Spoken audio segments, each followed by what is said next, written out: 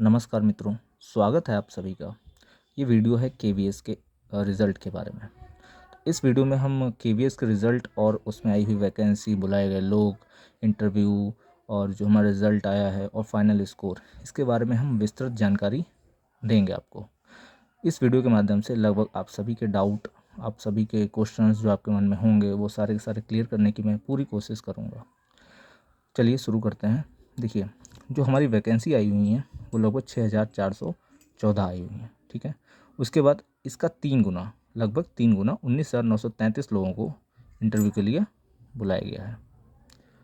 फिर उसके बाद अगर बात करें तो जो अगर हम अलग अलग वैकेंसी की बात करते हैं तो जो हमारा अनरिजर्व्ड है वो उसकी वैकेंसी थी 2599, ईडब्ल्यूएस की लगभग 641, ओबीसी की 1731, एससी की 962, एसटी की 481 और पर्सन विद डिसेबिलिटी जो इसी में इंक्लूडेड है एक्चुअली वो 193 था, ठीक है। तो अगर जो इंटरव्यू के लिए बुलाया गया वो अनरिजर्व लगभग 4000 बुलाए गए थे, 3900 कुछ बुलाए गए हैं और इसमें अराउंड 4000 समथिंग मानते हैं।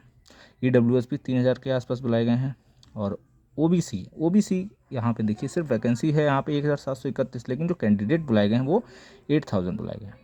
एससी की बात करें तो वैकेंसी है 962, बुलाए गए हैं 3300 प्लस। एसटी की बात करें तो 481 है और 1400 प्लस कैंडिडेट्स बुलाए गए हैं। पर्सन विद डिसेबिलिटी की मैंने आपको पहले बता दिया कि वो सब इसी में इंक्लूडेड है, लेकिन इनकी कट ऑफ अलग से ओएच और वीएच की, मतलब ओएच और वीएच की जो कट ऑफ है वो अलग से उन्होंने जारी की है, वो सब हम आपको बताएंगे। तो आप यहाँ पे पहले ओबीसी का रेशियो देखिए। ओबीसी सिर्फ 1731 वैकेंसी है और बुलाए गए हैं 8000 कैंडिडेट। ईडब्ल्यूएस 641 वैकेंसी है, बुलाए गए हैं 3000 कैंडिडेट। लेकिन अनरिजर्व जो कि सिर्फ 2599 वैकेंसी है और बुलाए गए हैं सिर्फ और सिर्फ 4000 लोग।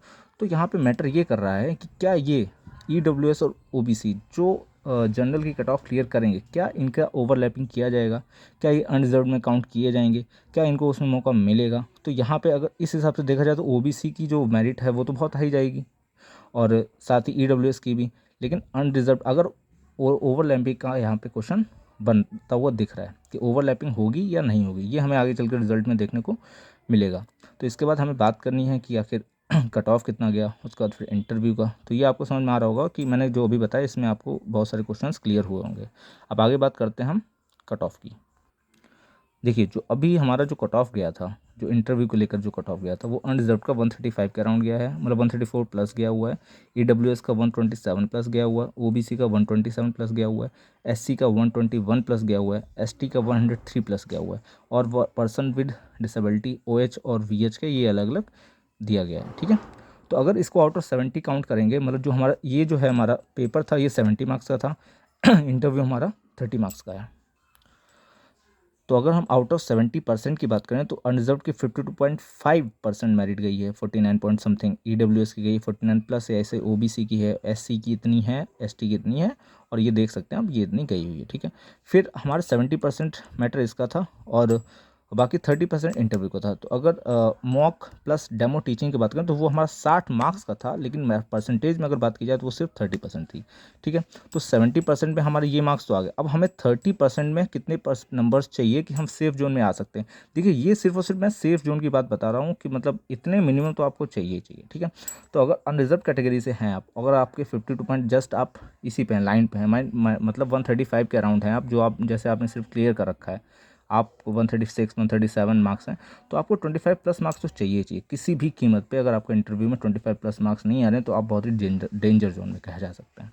सेम ईडब्ल्यूएस पे लागू होता है। ओबीसी का तो मैं क्या ही कहूँ, ओबीसी के लिए तो बहुत ज़्यादा टफ है कि ओबीसी अगर 49 प्लस ये मार्क्स आ रहे हैं तो उन्हें तो 25 प्लस हर हालत में लाने ही लाने होंगे, क्योंकि अगर 25 के कम आ रहे हैं तो वो अपने आप को डेंजर जोन में कंसीडर कर सकते हैं। तो एससी का 47 प्लस आ रहा है, इसका ये आउट ऑफ 70, तो 25 अराउंड इनको भी चाहिए। एसटी को 22-25 मार्क्स चाहिए और ये पर्सन विद डिसेबिलिटी को 22 से 25 दोनों को मार्क्स चाहिए होंगे। तो इसके बाद अगर हम फाइनल कट ऑफ की बात करेंगे तो ये दोनों मिला जुला के जो कट ऑफ है वो अनरिजर्व की जाने वाली है 77 टू 79 के बीच। इससे कम बहुत ही रेयर चांस है कि इससे कम चली जाए, ठीक है। ईडब्ल्यूएस की 75 प्लस हर हाल में रहने वाली है, 75 प्लस, 75 से कम तो बहुत ही रेयर चांस है कम चली जाए। ओबीसी अब OBC और EWS का लगभग सेम ही रहता है, इसी के अराउंड रहेगा। SC की 72 से 75 के बीच रहने वाली, और SC 70, ST जो है वो 70 प्लस आने वाला है, और सेम PWD किसी में कंसिडर है तो वो 72 से 75 के बीच इनकी भी कट ऑफ जाएगी। तो अब मैंने पहले ही बताया कि क्वेश्चन यहाँ पे बन रहा है ओवरलैपिंग का, कि EWS और OBC अगर उन्होंने जनरल का कट ऑफ क्लियर कर रखा है तो क्या उनको जनरल की वैकेंसी में मौका दिया जाएगा, क्या होगा ऐसा? क्योंकि OBC की जो वैकेंसी है वो बहुत ही कम है, और उनको बुलाया गया है 8000 कैंडिडेट्स को। तो इसमें देखिए वे करते क्या हैं, ठीक है। तो ये हमें रिजल्ट में ये सारा का सारा क्लियर हो जाएगा। अब बात करें कि रिजल्ट आने वाला कब है, तो रिजल्ट को लेकर ये अटकलें लगाई जा रही हैं कि ये नवंबर के लास्ट वीक से फर्स्ट वीक ऑफ दिसंबर में आ जाएगा, क्योंकि हम KVS के फाइनल फेज़ में हैं। तो KVS भी अब जल्दी चाह रहा है कि ये वैकेंसी क्लियर हो, और हम KV का रिज़ल्ट आ करके ये वैकेंसी जो है क्लियर की जाए। तो जल्द ही हमको KVS का रिज़ल्ट देखने को मिलेगा। उम्मीद करते हैं कि नवंबर ख़त्म होते होते और 10 दिसंबर तक हर हाल में लगभग इसका रिज़ल्ट आ जाना है। तो आप सब लोग अपने मार्क्स काउंट कर सकते हैं और बता सकते हैं कि आपके कितने मार्क्स आए हैं, इंटरव्यू कैसा गया, और इस हिसाब से आप अपने मार्किंग काउंट कर सकते हैं, ठीक है। लगभग 10 सेकेंड वीक मैक्स है, सेकेंड वीक ऑफ दिसंबर, तब तक तो आ ही जाना है रिज़ल्ट।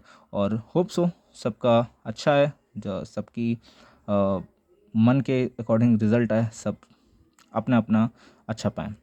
थैंक यू, धन्यवाद, and keep share this video and subscribe please. Thank you.